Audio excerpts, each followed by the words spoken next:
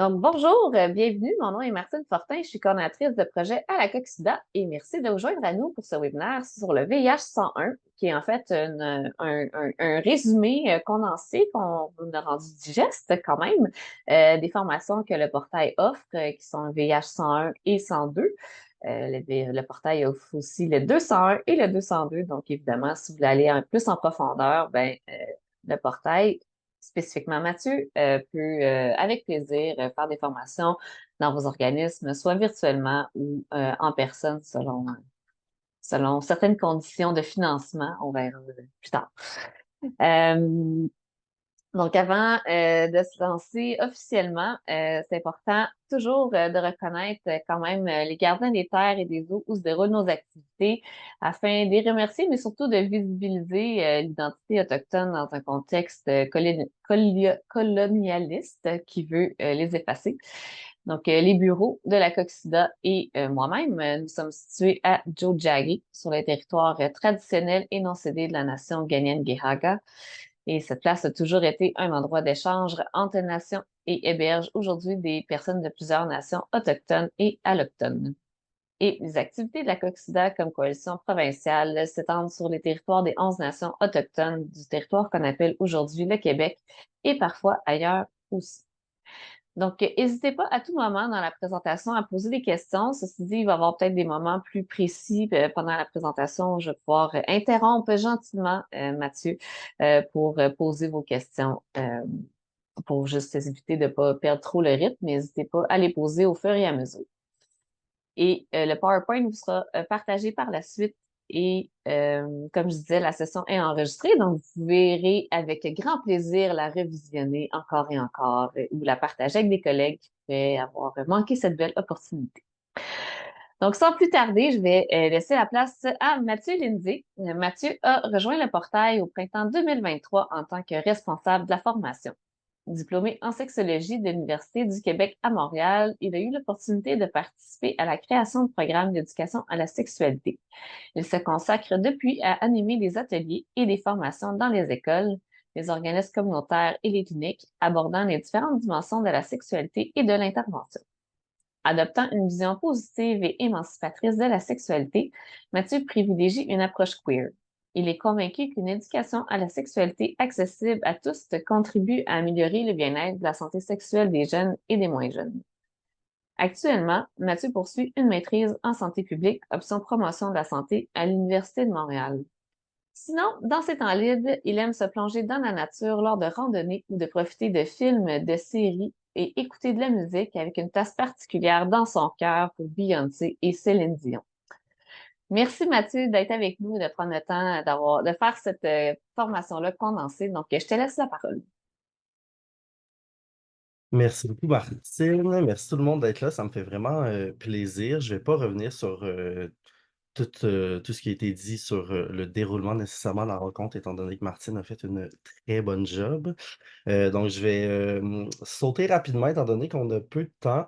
Comme disait Martine, c'est un condensé assez rapide des formations qu'on offre. Donc, ça se peut qu'il y a des choses qui ne soient pas couvertes. N'hésitez surtout pas à poser des questions, comme Martine vous disait, ou à vous inscrire à nos formations et aux formations de la Coxida. Donc, très brièvement, je vais vous présenter le portail. Je ne sais pas si la plupart d'entre vous connaissez le portail, mais on offre différents services, surtout en ligne, par téléphone, par courriel. On offre des services de soutien individuel, de soutien de groupe aussi, parfois. Ça s'en vient pour cet hiver.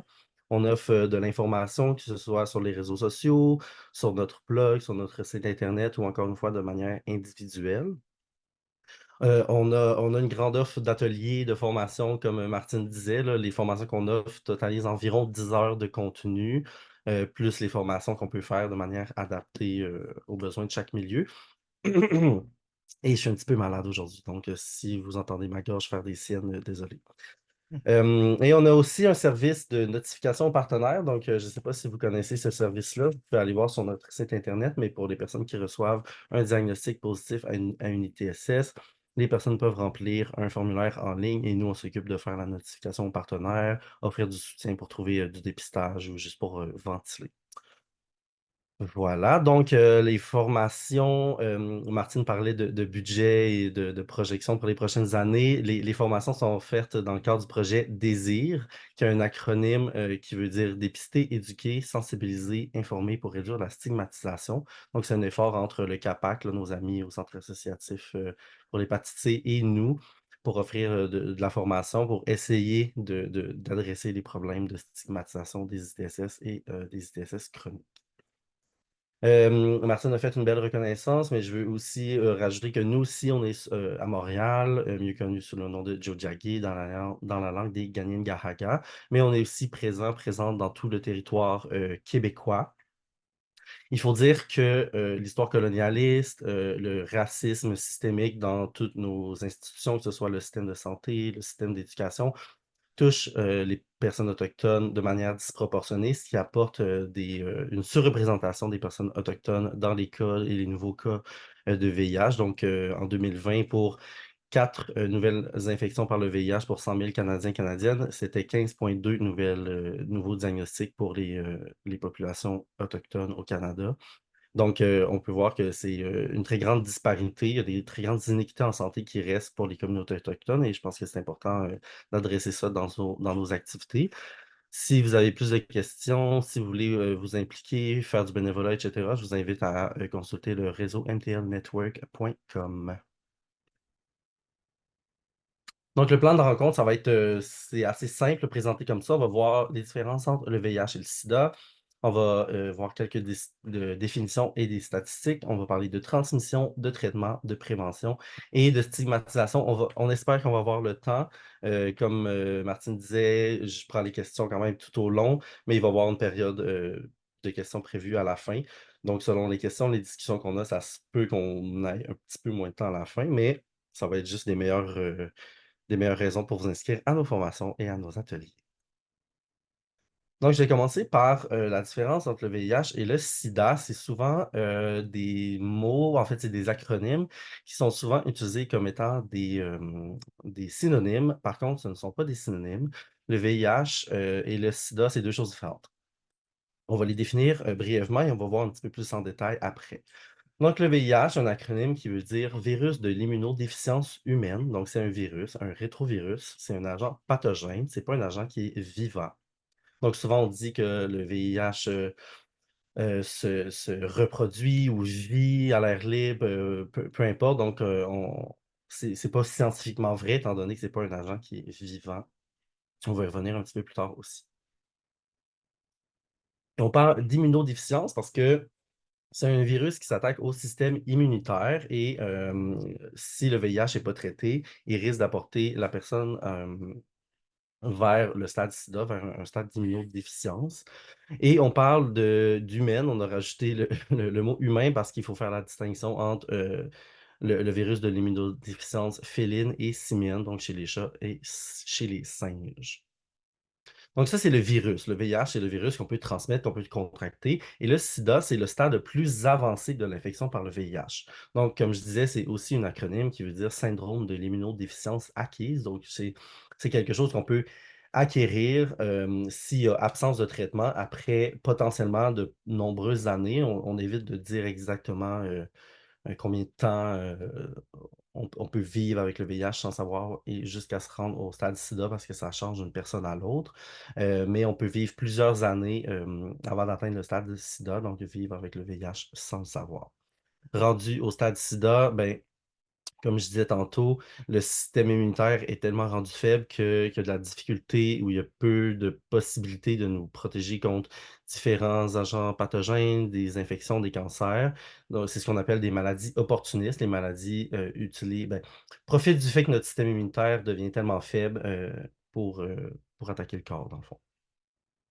Donc, c'est très important de faire la distinction entre les deux. Quand on fait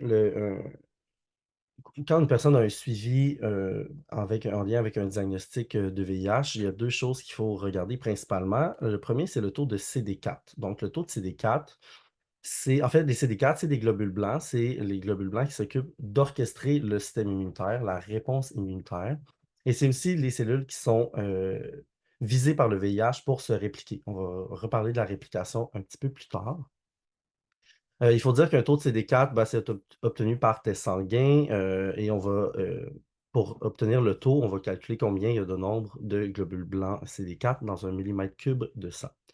On considère qu'une personne qui est en santé ou qui a un système immunitaire fort, le taux de CD4 peut varier de 500 à 1500 des CD4 par millimètre cube. Donc, on considère que le corps euh, je ne veux pas dire est assez en santé nécessairement, mais le système immunitaire est assez fort pour se défendre contre la majorité des agents infectieux. Et plus ça descend, plus le VIH utilise ces globules blancs-là pour se répliquer, ben plus moins on a de CD4 et plus on risque de s'approcher du stade SIDA. Vous savez, sur notre peau, dans nos muqueuses, on a plein de bactéries, de petits agents qui peuvent être potentiellement infectieux, mais avec un système immunitaire qui est fort, ben, ces bactéries-là vont jamais, ben, vont pas ou peu développer d'infection, mais plus le système immunitaire réduit en force, ben, plus ces bactéries-là, ces infections-là peuvent proliférer. L'autre chose qui est importante à savoir, à calculer quand on a un suivi en lien avec un diagnostic de VIH, c'est la charge virale. Je ne sais pas si vous avez déjà entendu ce terme-là. La charge virale, c'est tout simplement la quantité de virus qui est présente dans l'organisme d'une personne. Donc, on le mesure aussi par prise de sang et on va calculer combien il y a de nombre de copies du VIH dans un millilitre de sang. On va revenir un petit peu plus tard sur l'histoire naturelle du VIH, mais je vais tout de suite dire que une charge virale, soit en primo-infection, donc au début de l'infection par le VIH ou lorsque le VIH est non traité, la charge virale peut atteindre plusieurs milliers jusqu'à plusieurs millions de copies par millilitre de sang. Ce qui veut dire que le VIH est aussi à plus haut potentiel de transmission. Donc, le but d'avoir un suivi en lien avec un diagnostic de VIH, c'est de contrôler la réplication du VIH et de réduire la charge virale la plus basse possible. Donc, si elle peut atteindre plusieurs milliers à plusieurs millions de copies par millilitre de sang, avec des traitements adaptés, on va essayer de la faire descendre la plus basse possible pour devenir potentiellement indétectable. Euh, puis là, on ne va pas nécessairement définir qu'est-ce qui est bas, qu'est-ce qui est faible, qu'est-ce qui est supprimé, qu'est-ce qui est indétectable. Mais selon la technologie de dépistage, en fait, de test de charge virale qu'on a, une charge virale indétectable peut être environ 50 copies ou 20 copies avec des instruments à la fine pointe de la technologie. Donc, comme je disais tantôt, une charge virale qui n'est pas contrôlée peut atteindre plusieurs milliers à plusieurs millions de copies par millilitre de sang. Une charge virale qui est contrôlée par des médicaments peut atteindre jusqu'à 20 copies par millilitre de sang et moins. On va parler de indétectable égale intransmissible un petit peu plus tard. Donc, en résumé, quand on a un suivi en lien avec un diagnostic de VIH, ce qu'on espère, c'est d'avoir le taux de CD4 le plus haut possible et la charge virale la plus basse possible. Quelques petites statistiques, là, c'est pas un cours, on va pas regarder toute l'épidémiologie du VIH en petits détails, là, on peut faire ça quand même assez rapidement, mais depuis le début de l'épidémie du VIH qui est comptée depuis 1981, on compte environ, c'est des estimations hein, bien sûr, on compte environ 84 millions de personnes qui ont contracté le VIH et environ 40 millions de personnes qui sont décédées de complications liées au sida. En ce moment, en vie, environ 39 millions de personnes à travers le monde qui vivraient avec le VIH, dont environ 1,5 million d'enfants de moins de 14 ans. Au Canada, c'est presque 63 000 de personnes qui vivent avec le VIH. Il y a eu presque 2 000 nouveaux diagnostics en 2022. Ça a été une grande augmentation depuis les débuts de la COVID.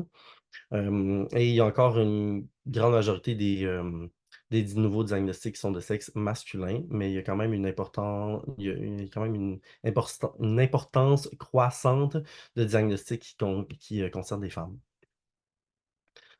Au Québec, en 2022, c'était presque 18 000 personnes qui vivaient avec le VIH. Et comme je disais aussi, depuis la COVID, il y a eu une grande augmentation des nouveaux cas déclarés de VIH. pour plusieurs raisons, mais il faut faire attention quand on interprète ces chiffres-là. Ça peut faire paniquer certaines personnes là, de voir qu'il y a presque 2 fois plus de nouveaux diagnostics en 2020 comparé à 2022, mais c'est aussi que durant la COVID, il y a eu beaucoup de délestage, il y a eu beaucoup moins de diagnostics des ITSS en général, dont du VIH. Donc, quand on a recommencé les efforts de dépistage des ITSS, ben là, les chiffres étaient vraiment très impressionnants, mais c'est pas nécessairement il y a plusieurs de ces diagnostics-là aussi qui étaient des anciens diagnostics qui n'avaient pas été déclarés à la santé publique. Donc, c'est important de regarder les chiffres avec attention. Les centres les plus touchés, c'est les centres urbains, bien sûr. Et ce qui nous préoccupe là, particulièrement dans le communautaire, au portail, en tout cas, c'est l'augmentation des diagnostics tardifs. Donc, il y a de plus en plus de diagnostics tardifs. On entend par diagnostic tardif des diagnostics qui sont arrivés à un stade avancé de la maladie. Euh, Parmi ces cas-là, il y a plus d'un quart de ces personnes-là qui ont été diagnostiquées à des stades très avancés, donc se rapprochant potentiellement de la phase SIDA. Dans les catégories d'exposition, encore une fois, là, on ne va pas voir ça très, très, très en détail, mais on peut voir que pour les hommes, la plus grande cause de transmission, c'est le contact sexuel entre hommes, suivi des contacts sexuels hétérosexuels. Et pour les femmes, le comportement plus haut risque de transmission, ça a été les contacts sexuels hétérosexuels, suivi de l'utilisation de drogues injectables. Et on peut voir que les populations les plus concernées, c'est les 25-29 ans et les 30-39 ans. Ça, c'est au Canada, hein, selon euh, la santé publique canadienne et en 2022. Les personnes trans sont comptabilisées, soit les femmes trans sont comptabilisées dans sexe féminin, les hommes trans dans sexe masculin. Et les personnes pour qui on avait juste la mention personnes trans, ben, ils n'ont pas été comptabilisées malheureusement. La santé publique canadienne prend pas de données encore sur les personnes non binaires et par rapport, fait pas de distinction entre les personnes cis et les personnes trans. Je sais que je sais pas comment ça s'appelle, des consultations. Je sais que la santé publique pense à ça, essaye de mettre en place pour les prochaines années des structures qui vont permettre d'avoir des données un petit peu plus précises, mais pour l'instant, malheureusement, c'est comme ça que c'est comptabilisé. Donc, tantôt, je parlais de primo-infection, je parlais de CD4, charge virale. On va voir un petit peu comment se développe le VIH, donc l'histoire naturelle du VIH à l'intérieur d'une personne. Donc, pour le développement ou le développement du VIH à l'intérieur de l'organisme, on va voir rapidement à quoi ça ressemble avec traitement et sans traitement. Donc, tantôt, je parlais de primo-infection. On va la voir juste ici. Donc, ici, on a l'organisme d'une personne qui ne vit pas avec le VIH. Les cellules en mauve représentent les CD4 et les petites cellules en rouge représentent le VIH. Donc, ici, la personne ne vit pas avec le VIH. Lors de la primo-infection, donc quand la personne développe l'infection chronique par le VIH, la charge virale va être super haute. Ok? Le VIH va se répliquer très rapidement. Ce qui va faire baisser le taux de CD4 assez rapidement aussi. Tranquillement, à ce moment-là, on peut ressentir des symptômes qui ressemblent au rhume ou à la grippe. Dans la plupart des cas, on pourra ne pas ressentir de symptômes du tout. Donc, c'est très facile de ne pas savoir qu'on a contracté le VIH. Et on ne peut pas se fier à la présence ou en l'absence de symptômes pour s'auto-diagnostiquer. Après un certain temps, on va rentrer dans une phase asymptomatique, donc les symptômes vont, dans la plupart des cas, avoir disparu, il n'y aura plus rien. Et le système immunitaire va reprendre un semblant de dessus. Le taux de CD4 va réaugmenter, la charge virale va redescendre un petit peu parce que le taux de CD4, ben, les CD4 vont être quand même capables d'éradiquer une partie des copies du virus. Mais éventuellement, le système immunitaire va quand même se fatiguer, la charge virale va réaugmenter étant donné que le VIH va utiliser ces CD4-là pour se répliquer. Et ce qu'on va voir, c'est une descente plus ou moins rapide, en fait, potentiellement assez lente, là, une descente des CD4 et une augmentation de la charge virale. Et si la personne ne vit pas de test de dépistage, ne vit pas de prise en charge, mais on va potentiellement réentrer dans une phase symptomatique où la charge virale est tellement haute, le taux de CD4 est tellement bas qu'on s'approche du stade SIDA. Et voilà, les symptômes ne vont pas nécessairement être des symptômes du VIH, mais plus les symptômes de toutes les maladies opportunistes que la personne peut avoir développées à cause que son système immunitaire est rendu trop faible. Même figure de cas, mais ici, on a un dépistage et une prise en charge. Donc, encore une fois, au début, avant l'infection, la personne ne vivait pas avec le VIH.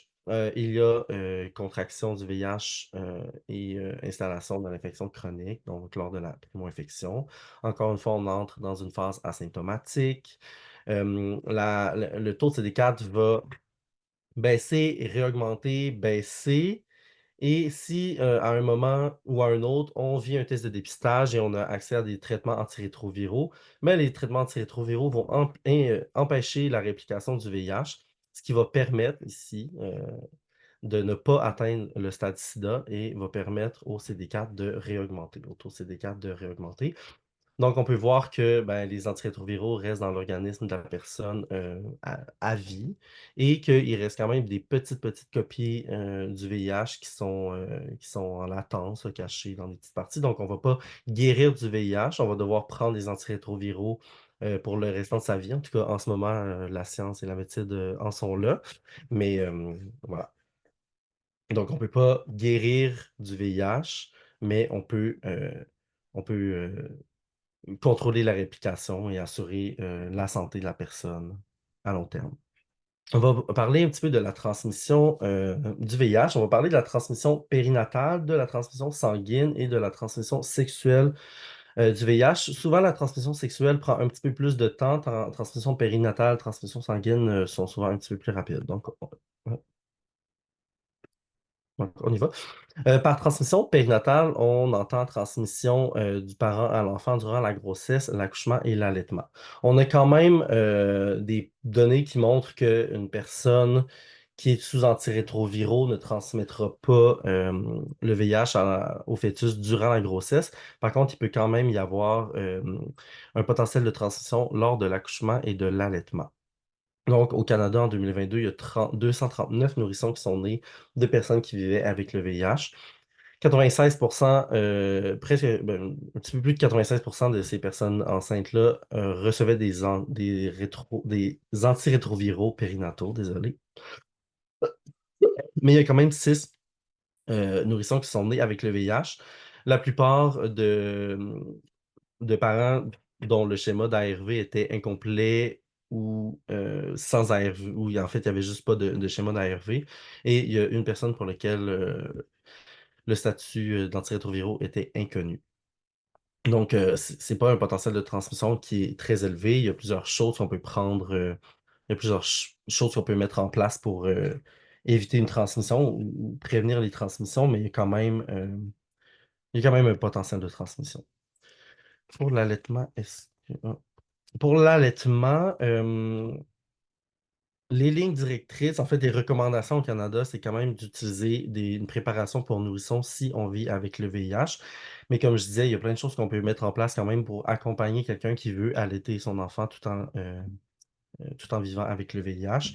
Donc, en prenant des antirétroviraux, ça réduit les risques. En offrant des médicaments dans prophylaxie au bébé, ça réduit les risques aussi. Donc, les, les recommandations, c'est l'utilisation de préparation de lait maternisé ou préparation pour nourrissons, étant donné que c'est quand même relativement accessible au Canada, mais il faut quand même accompagner une personne qui veut allaiter son enfant. Si on ne se sent pas à l'aise en tant que professionnel de la santé, ben, on peut référer à d'autres personnes pour le soutien lors de l'allaitement. Ça se peut il y ait des pays ou des régions où vous voyez d'autres choses, qu'il y ait des lignes directrices différentes qui recommandent l'allaitement, même en vivant avec le VIH. C'est souvent des régions où l'accès à l'eau est moins facile, où le revenu moyen est plus bas aussi. Ce qui fait que les préparations pour nourrisson ne sont pas aussi accessibles. Donc là, dans ce cas-ci, on préférerait allaiter. Puis c'est pas des conseils médicaux que je donne, là, je rapporte les recommandations. Pour la transmission sanguine du VIH, dans moi, ce que je vois, ce que j'entends, c'est peut-être non, c'est pas nécessairement vrai, mais il y a encore beaucoup de mythes. J'allais dire, c'est sûrement le type de transmission où il y a le plus de mythes, mais je pense qu'il y a des mythes partout entourant le VIH. On parle beaucoup de partage de matériel de consommation. Donc, partager des seringues pour l'injection, par exemple, c'est un comportement qui est considéré à risque ou à potentiel de transmission, étant donné que ben, la seringue contient un réservoir, il y a de la place dans la seringue pour recevoir le sang. Donc, si quelques personnes s'échangent ce matériel non stérile-là, il peut y avoir un potentiel de transmission. Tatouage et perçage, il y a des risques qui sont comme théoriques, mais étant donné que ce n'est pas des aiguilles qui sont, qui sont vides, là, qui peuvent recevoir du liquide, étant donné que ça ne se fait pas de manière très profonde dans l'organisme, c'est pas le comportement le plus à risque, là. On pourrait considérer le tatouage perçage avec du matériel non stérile plus à risque pour l'hépatite C, par exemple. Donc, mais pour le VIH, on en parle quand même là, en tant que risque plus théorique. Il y a plusieurs personnes qui parlent des transfusions sanguines, dont d'organes en lien avec le VIH. Il faut savoir que c'est vrai que dans les années 80-90, il y a eu des scandales, je mets le mot entre guillemets parce que c'était appelé comme ça dans les médias, là, des scandales de sang contaminé, encore une fois, je mets ça entre guillemets parce que c'est les mots qui étaient utilisés, de personnes qui ont contracté l'hépatite C, le VIH, après avoir reçu des transfusions. Par contre, maintenant, au Québec, au Canada, on dépiste le sang qu'on reçoit dans les banques pour être sûr d'éviter des transmissions d'ITSS ou de maladies chroniques. Voilà. Je m'excuse, Mathieu. Quand tu Oui, dis que, bon, le partage de matériel oui. continué, là, mais si la personne apprend, comment dire, à aller sous traitement d'une trithérapie, là, est-ce qu'elle peut transmettre également en même temps? Si elle est indétectable, puis que tout est beau, là, Mhm. est-ce qu'elle peut transmettre à ce moment-là le VIH d'une seringue à l'autre, là, ou je sais pas, d'une seringue au contact?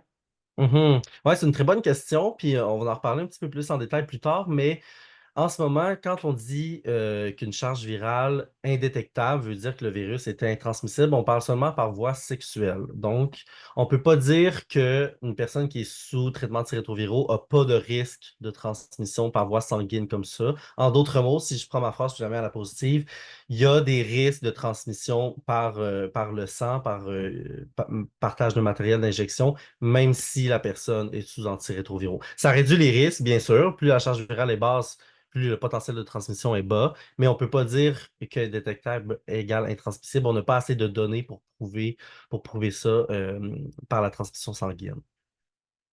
Pour la transmission sexuelle, on va voir quelques conditions à mettre, à avoir en place pour qu'il y ait un potentiel de transmission en lien avec le VIH. Donc, le VIH est une ITSS qui est encore très stigmatisée, qui a frappé beaucoup l'imaginaire, qui peut faire peur à plusieurs personnes, mais on va voir que c'est pas une infection qui se transmet très facilement, rapidement et aisément.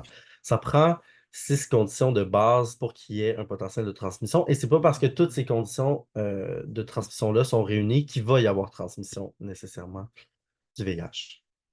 Donc, la première condition, c'est que ça prend la présence d'une personne qui vit avec le VIH et la présence d'une personne qui ne vit pas avec le VIH. Donc, deux personnes qui ne vivent pas avec le VIH ne peuvent pas se transmettre le VIH ensemble. Ça prend une personne qui a le VIH et une personne qui n'a pas le VIH, qui vit avec, qui ne vit pas avec. Ça prend ensuite l'exposition à l'un des liquides biologiques qui peuvent transmettre le VIH. Je sais que c'est un webinaire, mais est-ce que vous connaissez les 5 liquides biologiques qui sont à potentiel de transmission du VIH? En prenant la parole. Le sang, oui, on a nommé le sang. Oui, donc le sperme et le liquide pré-éjaculatoire aussi. Les sécrétions vaginales, sécrétions rectales et le lait. 1, 2, 3, 4, 5. Bravo tout le monde. Je pense que c'est la première fois que j'ai la réponse aussi rapidement. Donc, souvent, les gens ressortent l'urine, les larmes, la sueur, mais non, ce ne sont pas des liquides biologiques qui sont à potentiel de transmission. Donc, je les répète, le sang, le sperme, dont le liquide prééjaculatoire, les sécrétions anales, les sécrétions vaginales et le lait humain. Donc, il faut être en contact avec un de ces liquides biologiques-là dans lequel la charge virale est suffisante. Donc, comme je disais tantôt, une personne qui vit, qui a des traitements antirétroviraux, qui a une charge virale très basse ou indétectable, a vraiment un potentiel de transmission réduit. En ce qui concerne la transmission sexuelle, c'est intransmissible, en fait. Il faut que ces liquides biologiques-là sortent du corps, de l'organisme de la personne qui vit avec le VIH par une porte de sortie. Donc, ça peut être justement par les seins si c'est pour l'allaitement, ça peut être par des coupures, ça peut être par des blessures. Et ça prend une porte d'entrée vers à l'intérieur du corps de la personne qui ne vit pas avec le VIH. Donc, il ne faut pas, si ce liquide-là est juste en contact avec une peau qui est intacte, par exemple, ben, il n'y a pas de potentiel de transmission parce que la peau intacte ne représente pas une porte d'entrée. Il faut que ce liquide-là puisse rentrer dans une porte d'entrée. Donc, encore une fois, une blessure, des micro-lésions ou par les muqueuses, par exemple. Et ensuite, dernière condition, ça prend la réceptivité de la personne séronégative au VIH. Donc, il faut que la personne euh, qui ne vit pas avec le VIH, désolé, séronégative, il faut qu'elle puisse le contracter. Et c'est ce qui va m'amener à parler de la PrEP tantôt. Une personne qui est sous PrEP réduit grandement sa réceptivité au VIH. Donc, on vient encore une fois bloquer la transmission du VIH. Donc, comme je disais, ça prend obligatoirement les 6 conditions pour qu'il y ait transmission du VIH. Et c'est pas parce que les 6 conditions sont remplies qu'il va y avoir transmission du VIH. Ça se peut quand même que le VIH ne puisse pas euh, intégrer l'organisme de manière permanente, même si les 6 conditions sont réunies. Prochaine section, on va parler du cycle de réplication du VIH. Encore une fois, on fait ça rapidement. On va pouvoir toutes les étapes de manière très, très précise, mais c'est ce qui va nous permettre de parler des antirétroviraux, des traitements. Donc, comment est-ce que le VIH s'y prend pour se répliquer? Le VIH ne peut pas se multiplier tout seul, se reproduire tout seul. Il doit se répliquer à l'intérieur d'une cellule hôte. Donc, la première étape, ça va être que le VIH va se fixer à des récepteurs, les récepteurs CCR5 des globules blancs des CD4. Donc, il va se fixer et grâce à des enzymes, des protéines, il va laisser rentrer son matériel génétique à l'intérieur du globule blanc du CD4. Par contre, son matériel génétique, c'est de l'ARN viral, donc ce n'est pas quelque chose qui peut être intégré à l'intérieur de l'ADN. Mais le VIH a quand même des outils pour transformer son ARN viral en matériel génétique qui peut rentrer à l'intérieur de la cellule. OK? Donc, le matériel à l'intérieur du noyau, désolé. Donc, le matériel génétique va être transcrit, va être intégré à l'intérieur du noyau. Et une fois dans le noyau, le matériel génétique va pouvoir intégrer l'ADN même de la cellule hôte, du CD4. Et c'est ce qui va conférer une nouvelle vocation au CD4. Donc, le CD4 ne pourra plus s'occuper du système immunitaire, mais il va maintenant recréer des nouvelles copies du VIH et il va éventuellement se détruire. C'est ça, la dernière partie, c'est des nouvelles copies du VIH qui sont répliquées, qui vont aller dans l'organisme et recommencer le cycle avec les autres CD4 autour. Donc, on voit que c'est en 5 étapes. C'est une réplication en 5 étapes. J'ai résumé ça en 30 secondes, mais on pourrait faire un cours de 3 heures seulement sur la réplication du VIH. Ce qui est important de savoir, justement, c'est que ces étapes-là sont cruciales pour les antirétroviraux. Les antirétroviraux, ce sont les médicaments qui vont stopper la réplication du VIH. Donc, ils sont classés par famille.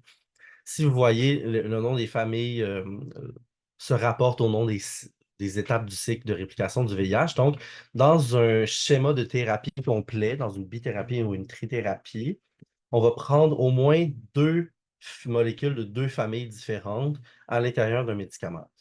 Donc, pour traiter, pour contrôler le VIH, on va le bloquer à au moins 2 étapes de son cycle, que ce soit des inhibiteurs d'entrée, des inhibiteurs de la transcriptase, de l'intégrase, de la capside ou de la protéase. On va en prendre au moins 2. On va les combiner selon ce qui marche le mieux pour la personne et on va donner le sang à la personne.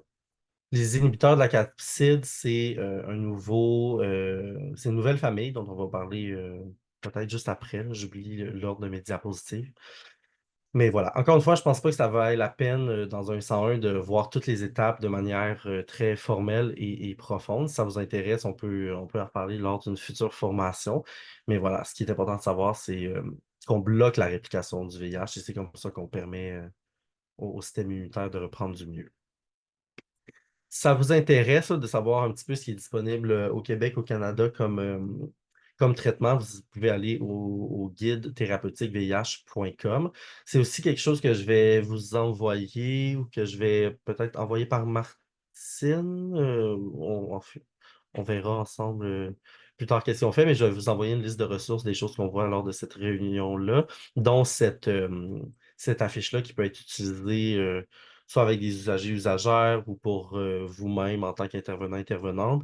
Ça contient le nom commercial, la molécule et la posologie, un petit peu comment prendre chaque médicament. Ce qui peut être vraiment intéressant à savoir. Pas nécessairement par cœur, mais ça peut être intéressant à savoir quand même. Je parlais de nouveaux traitements tantôt. Donc, la plupart des personnes ont la chance de prendre 1 ou 2 pilules par jour pour la réplication du VIH. Ça fait différent avec ce qui était disponible avant les antirétroviraux, donc avant 1996, où il y a des personnes qui pouvaient prendre plusieurs dizaines de pilules par jour. Maintenant, on considère que souvent on dit 1 pilule par jour pour traiter le VIH, mais il y a encore plein de recherches qui se font pour d'autres types de traitements, dont des traitements injectables. Il y a ici Cabenuva, qui est un nouveau traitement injectable du VIH, justement, qui est une association de 2 molécules, le cabotegravir et la rilpivirine qui sont des médicaments qu'on peut se faire injecter par mois ou aux 2 mois pour traiter le VIH, justement. C'est bon pour certaines personnes, ça permet une plus grande spontanéité, il y a moins de risque d'oublier de dose étant donné qu'on doit se présenter à notre rendez-vous. Donc, c'est des médicaments qui doivent être injectés par quelqu'un qui est apte à le faire, comme le personnel infirmier. Euh, voilà, je pense que c'est tout ce que je disais aujourd'hui sur le Cabinuva. Encore une fois, si ça vous intéresse d'en savoir plus, n'hésitez surtout pas. Il y a aussi un autre traitement injectable qui vient d'être approuvé, c'est le Sonleca, qui est une injection de lenacapavir, et celle-ci est injectée aux 6 mois. C'est pour les personnes qui ont acquis beaucoup de résistance à plusieurs autres schémas thérapeutiques. Donc, on ne parle pas vraiment de résistance et de mutations dans cette rencontre-ci. Mais encore une fois, si ça vous intéresse, je vous invite à m'écrire pour qu'on s'en parle. Mais pour les personnes qui ont accumulé plusieurs résistances à plein d'autres médicaments, ben, il reste toujours le Sonleca qui peut être pris aux 6 mois en combinaison avec un traitement oral, par voie orale. On n'a pas encore trouvé comment utiliser des molécules à longue action à combiner avec le Sunleca pour prendre juste une fois aux 6 mois.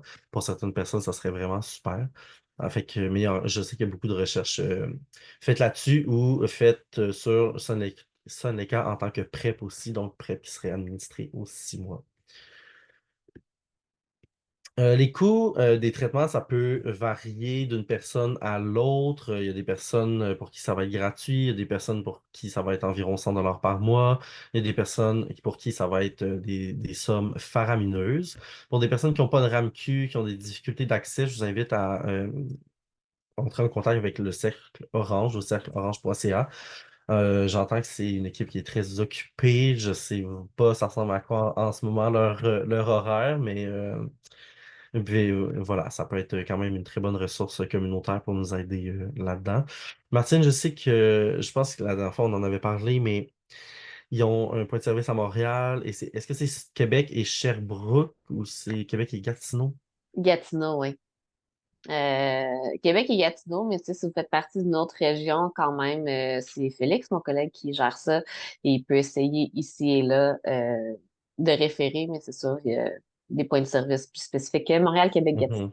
Mhm. On va parler maintenant de prévention du VIH par trois angles différents, donc avec la PrEP, la PPE et les antirétroviraux. Donc, on a vraiment pris l'axe traitement comme prévention, mais il y a d'autres méthodes de prévention qu'on peut utiliser en prévention du VIH et des ITSS, comme les barrières de transmission. Les méthodes barrières comme les condoms internes, les condoms externes et les digues dentaires, mais on en parlera une autre fois. Aujourd'hui, on va parler de traitement comme prévention. Le premier traitement comme prévention dont on va parler, c'est la PrEP. Et je vous invite tout de suite à aller visiter notre site maprep.org. Quand je dis notre site, c'est le portail, là. C'est pas, je ne vais pas trop mélanger les choses avec la coque, même si je supporte tout ce que la coque fait. Mais voilà, maprep.org, c'est une initiative du portail qu'on vient de lancer qui est un site Internet pour en apprendre davantage sur la PrEP, pour se préparer en parlant à nos prestataires de soins de santé et pour informer les prestataires de soins de santé aussi. Donc, qu'est-ce que la PrEP? C'est la prophylaxie pré-exposition. Donc, PrEP, ça serait en anglais. En anglais, c'est pré, mais en général, même dans la francophonie, on utilise souvent PrEP parce que c'est un petit peu plus reconnu, mais mieux reconnu internationalement. C'est un médicament en prévention qui s'adresse aux personnes séronégatives, donc aux personnes qui ne vivent pas avec le VIH, pour réduire la récidivisité au VIH, comme je disais tantôt, là, pour la condition numéro 6. L'efficacité, c'est très efficace, mais l'efficacité repose sur l'adhésion que la personne en fait. Donc, une personne qui ne prend pas la PrEP telle que prescrite ben, va avoir une protection qui est moins optimale. Une personne qui prend la PrEP telle que prescrite va avoir une protection qui est vraiment plus optimale. Et c'est un calcul coût-bénéfice. Il y a des coûts à prendre la PrEP, bien sûr. Mais il y a beaucoup de bénéfices aussi, donc à voir si les bénéfices dépassent les coûts. Et pour ça, je vous invite à en parler à vos prestataires de soins de santé. Et pour se préparer à en parler à vos prestataires de soins de santé, je vous invite à visiter notre site maprep.org. Tout est dans tout. Voilà. Donc, comment est-ce que la PrEP fonctionne? La PrEP n'empêche pas le VIH d'entrer dans l'organisme de la personne. Donc, on peut quand même être en contact avec le VIH, mais la PrEP va faire une barrière de protection autour des CD4, ce qui va empêcher le VIH de se fixer au CD4, d'y entrer, de se répliquer et de se propager, ce qui va éviter une infection chronique par le VIH, grosso modo. Qui peut prendre la PrEP? Ben, toutes les personnes, peu importe l'orientation sexuelle, peu importe l'identité de genre, qui ont une vie sexuelle qui est active et qui veulent prévenir la contraction du VIH. Ça peut aider plusieurs personnes à vivre une sexualité qui est un petit peu plus positive, épanouie. Pour rappeler que la PrEP ne prévient pas la transmission des autres ITSS, ne prévient pas les grossesses non planifiées non plus si un risque de grossesse il y a dans cette relation sexuelle-là. La PrEP, c'est vraiment seulement que pour le VIH. Encore une fois, si on veut savoir si la PrEP peut être un bon outil pour soi, on peut aller faire notre questionnaire sur maprep.org. J'ai vraiment l'impression que je l'ai plugué un petit peu trop souvent là, en 5 minutes, mais non, Martine me dit non, parfait. On me confirme que non. Mais nos informations ne remplacent pas une consultation avec un professionnel de la santé. Si vous voulez en savoir plus pour l'accès à la PrEP, vous pouvez aussi juste nous appeler au portail, nous envoyer un courriel. On est là aussi pour aider l'accès vraiment de manière plus concrète. Il y a deux façons de prendre la PrEP pour différentes personnes, différentes populations. Il y a la PrEP en continu et la PrEP par intermittence. Euh, je je peux pas vraiment dire que l'une est mieux que l'autre ou plus efficace ou plus facile. En fait, les deux sont aussi efficaces si prises telles que prescrites, mais en fait, c'est pas vraiment une question de facilité. Souvent, j'ai tendance à dire la prise en continu est plus facile parce que c'est une pilule par jour à la même heure. Mais pour des personnes, ça peut être vraiment complexe, ça peut être vraiment plus compliqué, ça peut être dur de se rappeler. Donc, il y a aussi la méthode par prise intermittente, qui est qu'on résume souvent dans 2-1-1 ou 2-sexe-1-1. C'est le fait de prendre deux comprimés de 2 à 24 heures avant une relation sexuelle, un autre comprimé 24 heures après et un autre comprimé 48 heures après. Donc, c'est 4 pilules en 3 jours, dans le fond. Donc, il y a des personnes qui disent, ben, je comprends pas comment je peux planifier mes relations sexuelles, c'est vraiment complexe. En effet, pour certaines personnes, c'est pas une approche qui peut très bien marcher si on peut pas vraiment planifier les relations sexuelles parce que l'heure ici est très importante, là, de 2 à 24 heures avant la relation sexuelle et les 2 ondes comprimées dans les 24 et 48 heures après. Donc, pour une personne qui est capable ou qui peut bien planifier, c'est ben, pas bien dans le sens que si on le fait pas, c'est pas bien, mais quelqu'un qui est capable d'efficacement prévoir ses relations sexuelles, ça peut être une angle très intéressante. Ça peut potentiellement coûter moins cher aussi. Donc, quelqu'un qui a, là, c'est vraiment un exemple fictif, là. Quelqu'un qui a 1 ou 2 relations sexuelles par mois, par exemple, pourrait dire, ben moi, je sais que j'ai pas souvent des relations sexuelles, donc je ne veux pas prendre la PrEP chaque jour. Ça me sert pas à, il n'y a pas de plus-value à ma santé sexuelle, donc je vais préférer une prise intermittente. Voilà. Je sais pas s'il y a des questions là-dessus. En général, la PrEP à la. Oh, j'entends-tu? Ben, non, c'est moi, c'était juste de Oui. spécifier que la PrEP, la prise intermitente, c'est juste recommandé pour les hommes gays, ce genre. Ouais, ouais, exactement. Pour les personnes trans, en général, on recommande la PrEP en continu. Si j'ai pris mes 2 pilules, il s'est rien passé, ben j'ai pas à prendre les autres parce qu'on n'a pas eu de contact à risque ou de contact à potentiel de transmission. Très bonne question. Si, aussi au contraire, j'ai pris mes 2 pilules, j'ai eu ma relation sexuelle et j'ai eu d'autres relations sexuelles dans les jours. Tu sais, mettons qu'on a une grosse fin de semaine. Mhm. On planifie, ben, on peut continuer à prendre une pilule par jour après pour les jours suivants tant qu'on a des relations sexuelles et prendre la dernière 24 heures après, la dernière 48 heures après. Donc, la PrEP intermittente peut devenir presque une PrEP pour la semaine, là, par exemple. Encore une fois, je suis pas une personne, je suis pas pharmacien, je suis pas médecin, donc à voir avec nos pharmaciens, pharmaciennes, médecins, mais c'est quelque chose qui peut se faire aussi, là, d'étendre un petit peu la prise à la demande. J'avais une question aussi. Y a-t-il une raison de pourquoi que la prise intermittente n'est pas recommandée pour les personnes trans? C'est vraiment complexe. Il y a une question de muqueuse, entre autres. Donc, pour les personnes qui ont seulement du sexe anal, la PrEP à la demande peut être efficace parce que officiellement, ben, les données nous montrent que dans les muqueuses anales, la PrEP va être présente plus rapidement, tandis que pour les muqueuses vaginales, ça prend plus de temps à la PrEP d'être en concentration efficace pour obtenir pour être optimale. Après, c'est une question d'adhésion aussi. Dans les données qu'on a, les personnes trans qui avaient utilisé la PrEP à la demande, il n'y avait pas une très bonne. En fait, pour les personnes trans qui avaient utilisé la PrEP, l'adhésion n'était pas très bonne. Donc, la PrEP paraissait pas vraiment efficace. Il y avait beaucoup d'oubli, il y avait peu d'adhésion. Donc, on a préféré recommander en continu, étant donné qu'il y a peut-être moins de chances d'avoir pris un mauvais schéma de prise par intermittence, là. Je sais pas si Martine, tu as autre chose à ajouter, mais je sais que c'est des lignes directrices qui sont aussi en train d'être révisées. Non, mais je pense que tu vas en parler tantôt, mais aussi, il n'y a pas d'interaction. On peut prendre la PrEP et des hormones, mais les hormones féminisantes, parce qu'il y a quand même un impact sur la PrEP, pas assez pour que ça reste efficace, là, mais ça peut tu sais, légèrement diminuer la concentration de la PrEP. Fait que, tu sais, il y a comme plusieurs. Fait que, tu sais, puis aussi, je pense que les études donc recommandent. Les lignes directrices sont toujours basées sur les études existantes et ce qui est recommandé. Puis, fait que ce qui fait que la prise intermittente, la PrEP quotidienne peut être prise par tout le monde. La prise intermittente, c'est vraiment juste homme, ce genre, relation anale.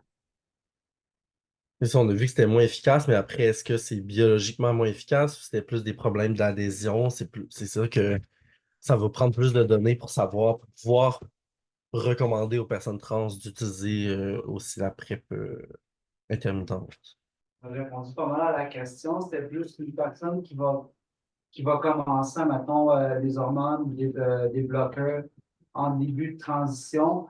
Est-ce que dans le fond, ça peut rentrer en conflit avec cette médication-là? C'est pas mal ça. Oui, mais merci beaucoup pour votre question. Ça m'apporte à ma prochaine slide. Donc, la PrEP, c'est efficace pour tout le monde, dont les personnes trans, les personnes non-binaires. Euh, je veux dire que c'est pas toutes les personnes trans, les personnes non-binaires qui prennent de l'hormonothérapie. Et il y a aussi des personnes cis qui prennent des hormones, qui prennent des hormonothérapies. Donc, je vais pas faire de lien douteux, là. Mais il faut savoir que la PrEP n'affecte pas la concentration des hormones. Après, il y a certaines hormones qui peuvent affecter très, très, très, très, très légèrement la concentration de quelques molécules contenues dans la PrEP, mais il n'y a rien qui. C'est pas des vraies interactions attendues ou qui sont cliniquement significatives. C'est des interactions qui sont non cliniquement significatives, donc sont très, très, très, très, très, très basses. Donc, tu sais, on peut dire qu'il n'y a pas d'interaction entre les deux, ou on peut dire qu'il n'y en a pas, presque pas. Donc, pour avoir accès à la PrEP au Québec, on peut se la faire prescrire par des médecins ou certains pharmaciens, pharmaciennes. Avec notre prescription, on peut obtenir la PrEP dans une pharmacie.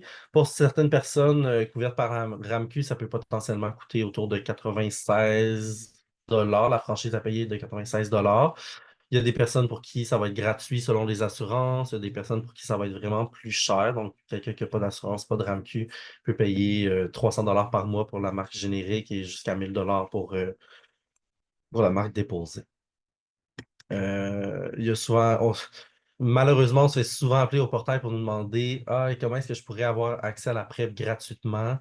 Pour l'instant, on fait toujours des recherches, on parle à nos partenaires, on discute avec tout le monde, puis il n'y a pas de programme qui offre la PrEP gratuitement aux personnes si ce n'est pas une assurance. Si ça nous prend une assurance X là, pour avoir accès à la PrEP gratuitement, sinon il n'y a pas de programme d'accès à ça, malheureusement. Question pour une personne qui va venir nous voir, qui va nous dire ouais, j'ai peur de prendre la PrEP à cause qu'apparemment c'est une médication qui est très forte sur les reins ou sur le système, rumeur d'effets secondaires. Qu'est-ce qu'on peut lui dire pour la rassurer, puis qu'est-ce qu'il en est exactement avec cette médication-là, puis les effets secondaires?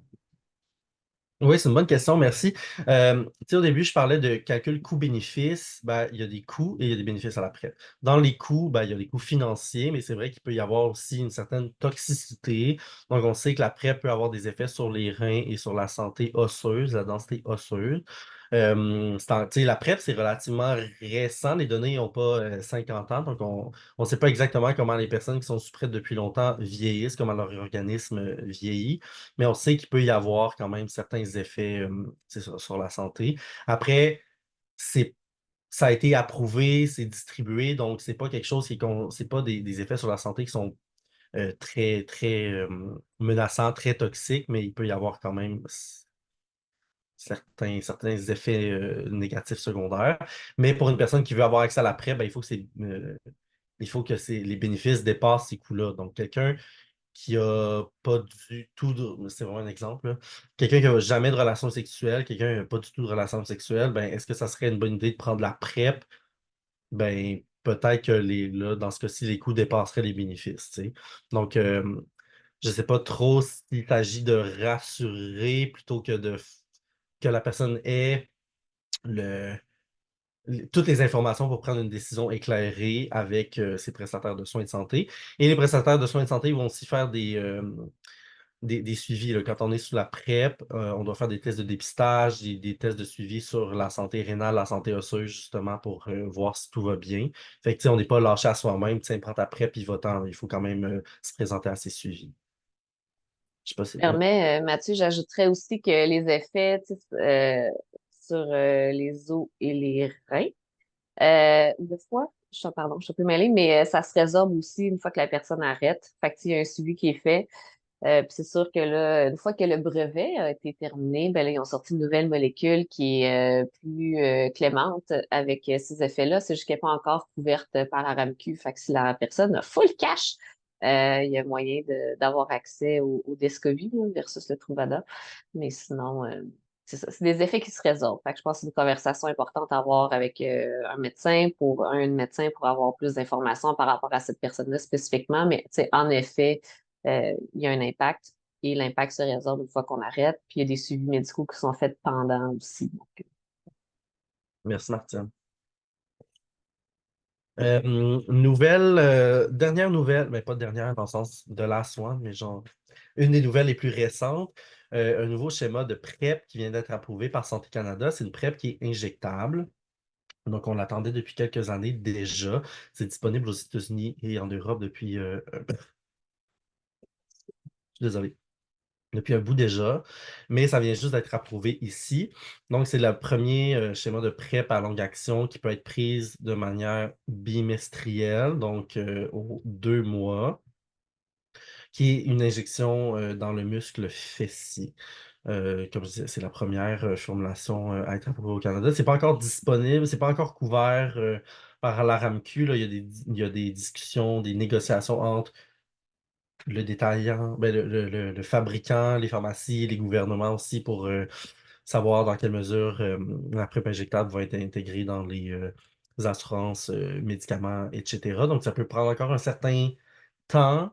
J'ai pas vraiment plus d'informations là-dessus à savoir quand est-ce que ça va être disponible exactement et où couvert, mais ça devrait être dans les prochains mois slash années. Ça s'en vient. Je sais pas si Martine, tu as plus d'informations. Non.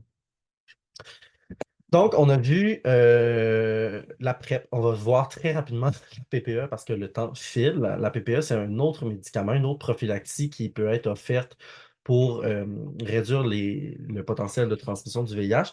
Par contre, ce n'est pas quelque chose qu'on prend en pré-exposition. La PPE, c'est un médicament d'urgence après une exposition à risque ou une exposition à potentiel de transmission. Donc, la PPE, c'est la prophylaxie post-exposition, un médicament qui doit être prescrit au plus tard dans les 72 heures après une exposition.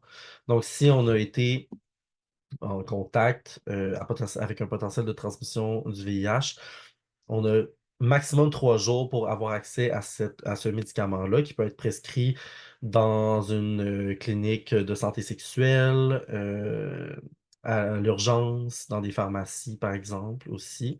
C'est important mais c'est important. Nous, on conseille d'appeler avant de se rendre à une place afin d'obtenir la PPE, mais on conseille d'appeler pour savoir si, ils en ont en stock, s'ils savent c'est quoi, si une personne qui est apte à le prescrire aussi.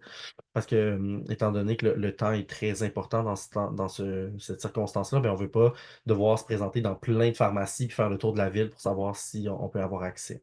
Après, ça va être la personne qui prescrit qui va devoir faire l'évaluation du risque, à savoir est-ce que ça vaut la peine que je te prescrive la PPE ou pas. Parce que parfois, on pense avoir encouru un risque, mais finalement, après l'évaluation du risque, on voit que ça ne vaudrait pas la peine de prescrire la PPE à une personne. Donc, comme je disais, ça doit être commencé le plus rapidement possible, maximum jusqu'à 72 heures après. C'est une prise qui doit être maintenue pour les 28 jours suivants. Donc, si on se fait prescrire la PPE, ben, c'est important d'y adhérer durant les 28 jours après. Il peut y avoir des effets indésirables, mais en général, ça se résorbe après quelques jours. Mais on dit quand même si ça se résout pas en quelques jours, ben, on encourage quand même les gens à adhérer à la prise durant ce mois-là. Euh, oui, si vous voulez plus d'informations, vous pouvez entre autres aller voir les carnets de Kelly sur, entre autres, la prophylaxie post-exposition qui ont des informations qui sont mises à jour régulièrement. Comme dernière méthode de prévention, on va parler de I égale I, encore une fois, rapidement.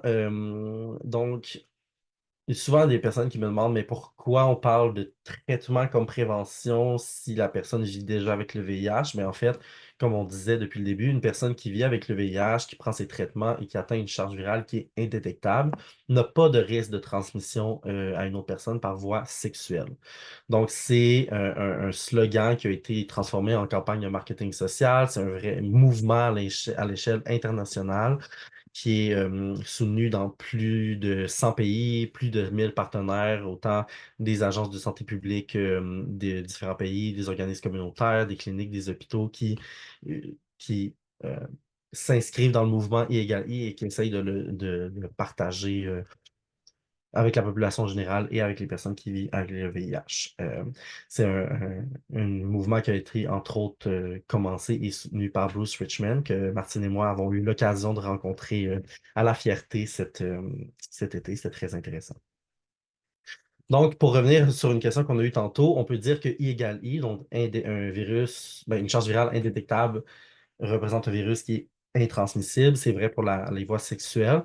Par contre, on n'a pas assez de données qui prouvent que I égale I pour la transmission par allaitement et par la transmission par injection, par transmission sanguine. Et on va devoir avoir plus de données pour savoir ce qu'il y en est avec ça. Dépistage, ouf, ça avance. Est-ce qu'on se laisse encore un petit 5 minutes avant une période de questions ou... Excuse-moi, j'ai pris une bouchée, mais oui, absolument. Parfait. Donc, très rapidement, là, le dépistage du VIH, le dépistage des ITSS en général, c'est une bonne pratique pour sa santé sexuelle. On sait que la plupart des ITSS, dont le VIH, sont asymptomatiques. Donc, la seule façon de savoir, c'est si on passe peut-être au dépistage. Au Canada, il y a encore environ 10% des personnes qui vivent avec le VIH qui ignorent leur statut sérologique, donc qui vivent avec le VIH sans savoir. Donc, c'est pour ça que c'est important d'aller passer des tests de dépistage, c'est qu'il n'y a pas vraiment d'autre façon de savoir. En fait, il n'y a pas du tout d'autre façon de savoir si on vit avec le VIH ou une ITSS à part le dépistage. Donc, je vais parler de deux technologies de dépistage qu'on a. Premièrement, le test standard en clinique, qui est de 4e génération maintenant. C'est fait par prise de sang, qui a une très bonne fiabilité. Là, après environ 3 semaines, après 18 jours, on considère que la fiabilité du test est à 95%. Et après 44 jours, après l'exposition, on considère que le test est fiable à 99%. C'est important de respecter cette période fenêtre-là. La période fenêtre, c'est la période entre laquelle j'ai été en contact, j'ai eu un contact à risque et le temps où un test va pouvoir détecter cette ITSS-là, donner un diagnostic dans la plupart des personnes. Donc, pour le test standard, comme je disais, après 44 jours, on considère que le test est fiable à 99%. Ce qu'on va aller tester, c'est les anticorps et les antigènes du VIH. Donc, les antigènes qui sont faits par le VIH et les anticorps qui sont la réponse immunitaire à ces antigènes-là. Et on espère recevoir les résultats en quelques jours à quelques semaines. Ça, c'est ce qui va nous permettre d'avoir un diagnostic, un vrai diagnostic. Mais on a aussi des tests rapides maintenant, encore une fois, qui sont disponibles, entre autres en Europe, depuis quand même un bon bout, mais qui viennent d'être approuvés par Santé Canada dans les dernières années. C'est un test, un autotest, donc on doit le faire soi-même, qui donne des résultats très fiables aussi, avec une ponction sur le doigt. Donc, c'est juste une petite goutte de sang sur le doigt. On considère qu'après 22 jours après l'exposition, le résultat est 50% fiable, mais après une période fenêtre de 3 mois, le test est 99% fiable et on va juste détecter les anticorps et non les antigènes. Et on va voir le résultat en quelques minutes. C'est pour ça qu'on dit que c'est un test rapide. Je ne reviendrai pas sur les périodes fenêtres. Donc, ça ressemble à ça. Là. Il faut mettre une goutte de sang dans le petit flacon numéro 1. On vide les liquides dans le petit dispositif ici et on peut voir le résultat. Nous, on a un vidéo explicatif sur notre site Internet. Je sais que la COQ a une vidéo explicative sur YouTube aussi, je crois. Et sinon, il y a les instructions dans plusieurs langues à l'intérieur de cette boîte-là. Si le test est négatif, ben, c'est juste valide pour la période de 12 semaines qui précède le test. Donc, il y a 12 semaines et avant. Le test n'est pas bon pour ce qui s'est passé dans les derniers jours, étant donné que la période fenêtre est plus longue. Et si le test est positif, ben, c'est pas un vrai diagnostic, hein. C'est quand même assez fiable, mais c'est pas un vrai diagnostic. Si on a un test qui est positif, on doit obligatoirement aller faire un test de dépistage en clinique pour recevoir un vrai diagnostic et avoir accès aux soins et aux antirétroviraux, par exemple. Avoir accès à une prise en charge, en bref. Voilà, c'est déjà tout pour le dépistage. J'ai plein d'autres choses qu'on pourrait dire. Je ne sais pas si on devrait finir avec la stigmatisation ou prendre les questions co-animatrices. Qu'en pensez-vous? Il te reste combien de slides à peu près? 4, 5, là. Ah, mais si Rapido. tu veux prendre genre 3-4 minutes, puis on peut. Ah, parfait.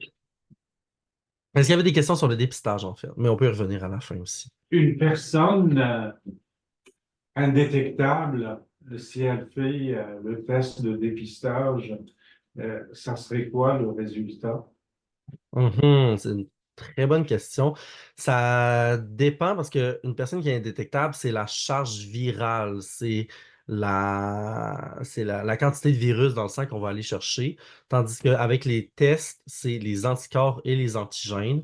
Donc, je ne sais pas exactement à quoi ressemble le compte d'anticorps et d'antigènes. Je ne sais pas si Martine, tu vas avoir plus d'informations après, mais le, le résultat risque d'être positif étant donné que même si la personne est indétectable, donc la quantité de virus, ben, la personne va quand même avoir des anticorps et des antigènes à détecter.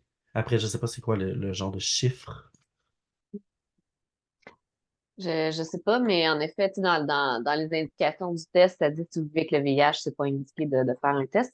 Je pense, me semble que j'avais déjà lu que ça faisait un test négatif ou ça pouvait mener Ah, à un faux négatif, mais nous, on avait fait en 2021, je pense, un webinaire là-dessus, puis c'est une personne vivant avec le VIH qui avait fait le test qui avait tourné positif finalement, mais c'est pas nécessairement recommandé. Je pense que si une personne veut le faire par intérêt personnel, pour faire mhm, l'expérience, peut le faire, mais tu sais, c'est sûr que. Mais je suis d'accord avec ce que tu dis là, par rapport aux anticorps. C'est sûr, la personne a des anticorps. Ok. c'est ça. Mais c'est une bonne question. J'avais une question aussi, dans le fond, par rapport à ce que tu as dit là, sur les 12 semaines. Je pense le test rapide, là, quand il sort négatif, c'est valide pour comme les 12 semaines qui précèdent. Fait que dans le fond, si Ouais. tu as eu un contact que ça fait plus longtemps que 12 semaines, ça marche pas, là.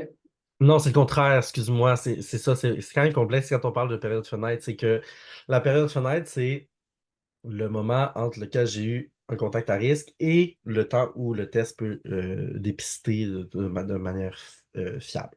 Et si on prend, mettons, l'autotest rapide, si on considère que c'est 3 mois, ben, de aujourd'hui à il y a 3 mois, l'autotest ne pourra pas donner un résultat qui est fiable, mais il y a 3 mois et avant, là, le test va pouvoir donner un résultat fiable de ça. Fait que, Ok. mettons, je peux dire, avec un autotest, je vais dire ça de manière très grossière et vulgarisée, mais je pourrais dire avec mon test rapide, s'il est positif, ben, j'ai contracté le VIH sûrement il y a 3 mois ou plus, mais pas il y a 3 mois et moins. Mais tu sais, c'est pas vraiment vrai.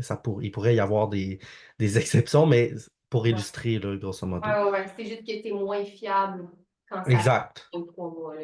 Ouais. Ok.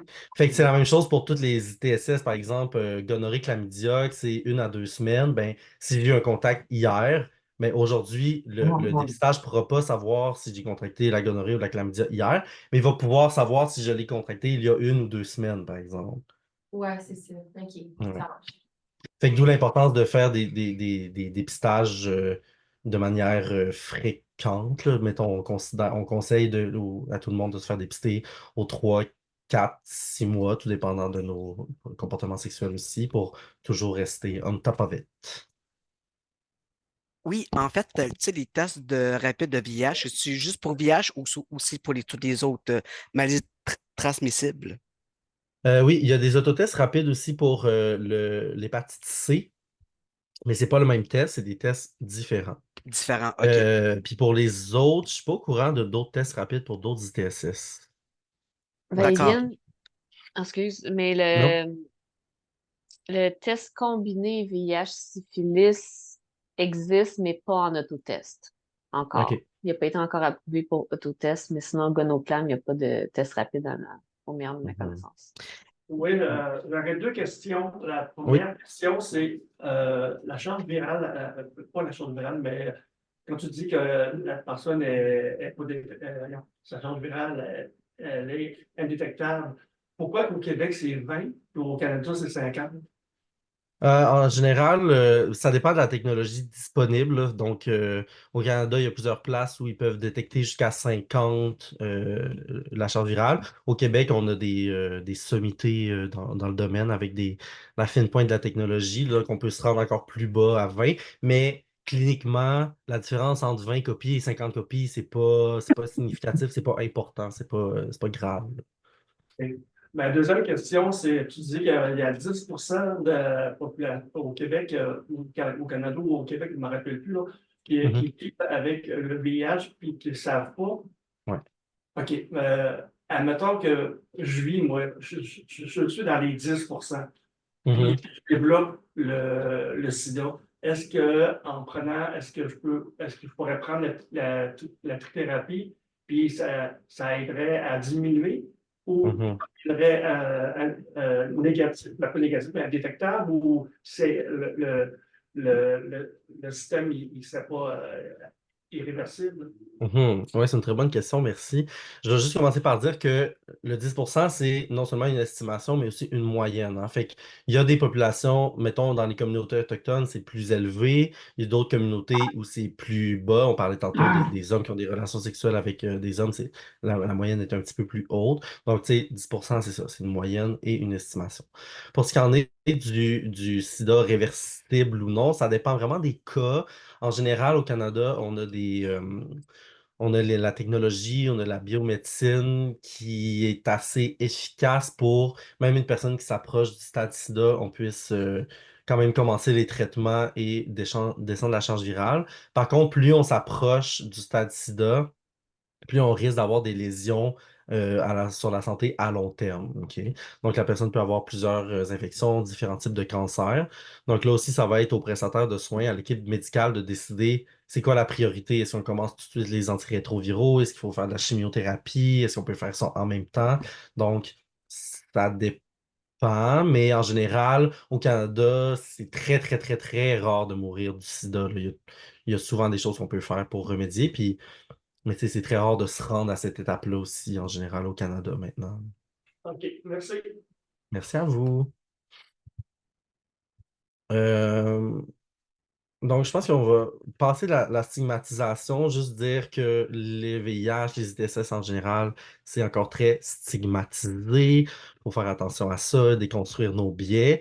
Et je vous laisserai peut-être enfin sur une petite réflexion personnelle sur des mots qui peuvent être plus stigmatisants, des mots qui peuvent être déstigmatisants en lien avec le VIH.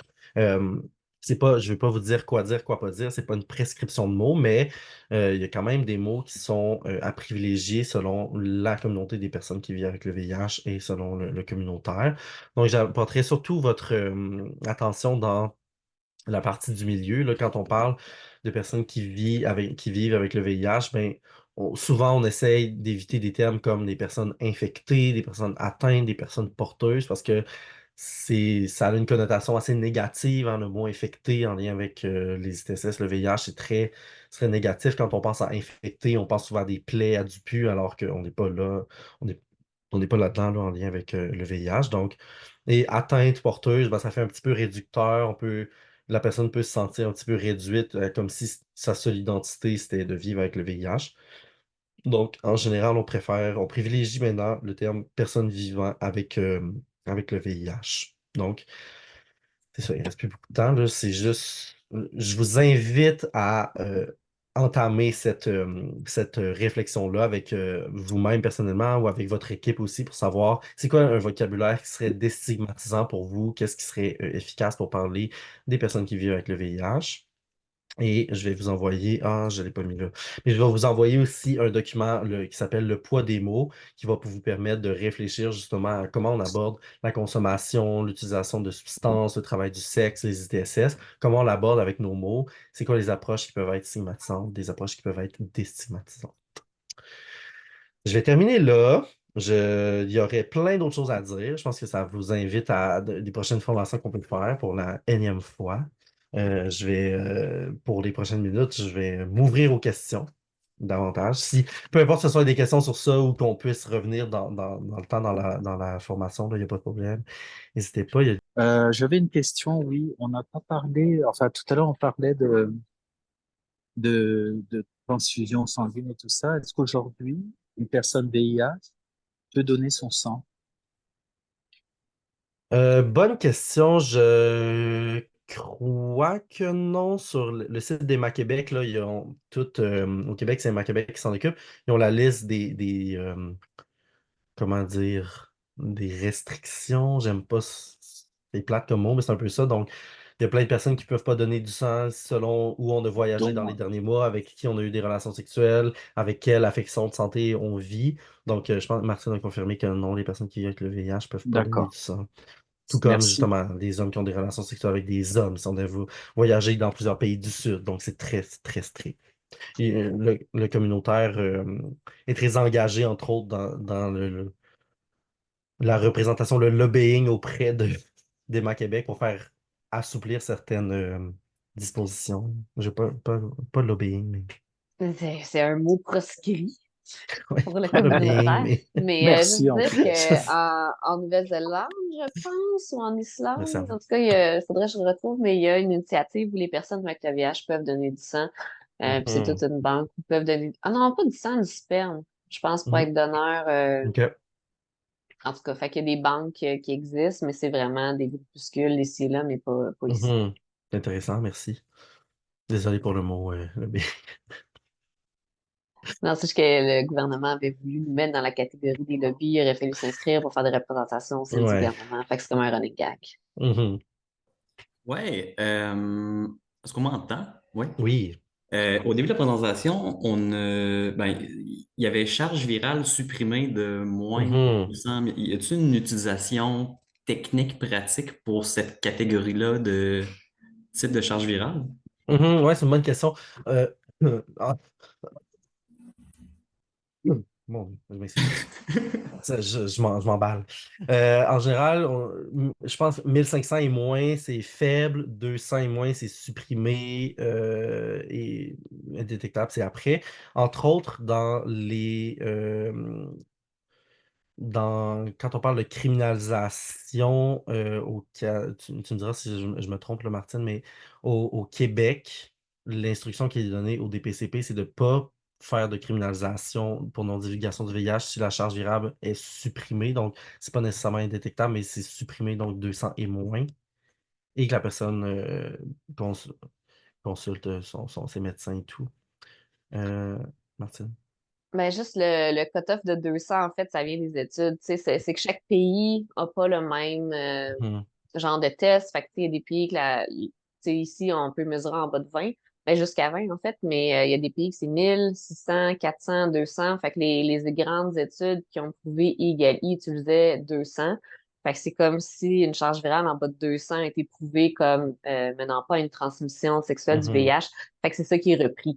Même si ici au Québec, c'est 50, même 20, les tests qui permettent de détecter. Donc, c'est ça le 200. Fait que si tu regardes dans Mhm. les lignes directrices du ministère, ça veut dire une charge virale en bas de 200. Mais tu sais, cliniquement, quelqu'un qui a une charge virale, mettons, de 150, ben, les médecins ils vont regarder ce qui se passe quand même. Tu sais, fait que c'est supprimé, puis il n'y a pas de transmission. S'il y a, tu sais, il y a des personnes, bref, c'est comme une autre parenthèse, mais qu'il y a des gens qui vont maintenir naturellement une charge virale plutôt basse, en bas de 200, mais il faut quand même qu'il y ait un suivi médical. Oui. Moi, j'aimerais savoir, pour les personnes qui sont indétectables, hein, j'aimerais savoir, est-ce qu'il y a des habitudes de vie qui peuvent venir induire ce niveau d'indétectabilité-là? C'est dur à dire, hein?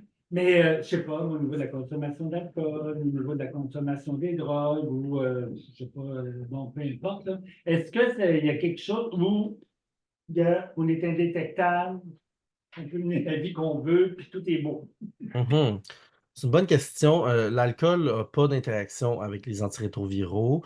Il y a il y a quelques substances qui peuvent y avoir des interactions, mais c'est plus dangereux pour les overdoses. Là. Il y a certaines molécules qui vont réduire la concentration de certaines substances psychoactives, ce qui va apporter les personnes à en prendre plus et d'avoir plus de risques de faire des overdoses. C'est plus par rapport de manière psychosociale aux habitudes de vie. Donc, des personnes qui consomment beaucoup peuvent avoir plus de difficultés à prendre ou à se souvenir. Puis là, je ne dis pas que c'est le cas pour tout le monde, mais ça peut être un facteur de risque à oublier de sa prise de médicaments. Quelqu'un qui est très, très, très actif, qui voyage beaucoup, qui fait plein de trucs, peut avoir plus de difficultés aussi à prendre sa médication de manière efficace. Donc, c'est plus de manière psychosociale et un petit peu moins par rapport à la consommation de différentes choses. Donc, pour obtenir une charge virale indétectable, la meilleure approche, c'est d'adhérer à son traitement le plus efficacement possible, là, idéalement vraiment tel que prescrit chaque jour. C'est plus par rapport à ça. Merci. Ben, merci beaucoup, Mathieu. Merci beaucoup, tout le monde, d'avoir été là. On va vous envoyer plein de choses par courriel. Donc, on vous invite à les lire, surtout les évaluations. Mais aussi, il va y avoir toute une liste là, de références si vous voulez approfondir certaines choses. Et on ne pluguera jamais assez que le portail offre ce contenu-là de façon plus approfondie en virtuel, en présentiel. Il y a aussi une session d'automne qui commence, si je ne Oui, m'abuse, en octobre. exact, le 3 octobre, ouais. Donc, vous pouvez encore vous inscrire sur le site web du portail. Donc, merci encore tout le monde. Merci Mathieu beaucoup. Et Merci. bon dîner tout le monde. Merci. Bon dîner, merci beaucoup. Merci.